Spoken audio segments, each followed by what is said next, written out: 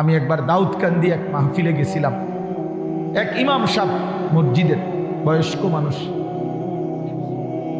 উনি আমার এই জড়ায় ধরে কাঁদছিল, আমার মনে আছে। উনি বলছিল, হুজুর, কানতে কানতে বলছিল, হুজুর আমি 28 বছরের জীবনে ইমামতির, আজ 28 বছর এই মসজিদে ইমামতি করি। আমার জীবনের কত স্বপ্ন, কত আশা, বাচ্চাদের কত আবদার, বউ বাচ্চার কত চাওয়া পাওয়া, কিছুই পূরণ করতে পারি নাই হুজুর। অল্প কয়টা টাকা বেতন পাই, টানা হেসরা করে জিন্দিগিটা কাটাইছি হুজুর। বাকি হুজুর আপনারে মহব্বত করি, আপনার কাছে আমি জানতে চাই আমার এই কষ্টের বিনিময়ে আমি আখেরাতে পাবো কিনা। তো আমি কি বলবো, আমিও কাঁদছি তখন। হায় হুজুর, কি বলবেন? চোখটা বন্ধ হলে দেখবেন আপনি আখেরাতে বাদশাহ। ইনশাআল্লাহ আমি বললাম, আপনি দেখবেন আপনি বাদশাহ, আপনি বাদশাহ।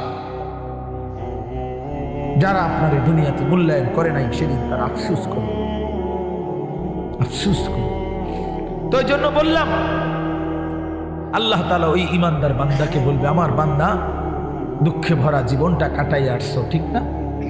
খুব কষ্ট পাইছো আমার বান্দা দুনিয়াটা, কিন্তু আল্লাহর কসম শুনেন, নবীজি বলছে ওই ইমানদার বান্দা সে তখন আল্লাহ পাককে বলবে, আয় মাওলা, আল্লাহর কসম মাওলা, জীবনে হায়াতে দুনিয়ার জীবনে দুঃখ কি জিনিস আমি কোনোদিন দেখি নাই। প্রিয় বন্ধু, 10 সেকেন্ডের জান্নাতের আরাম বাতাস তার 70 বছরের দুঃখ ভুলায়।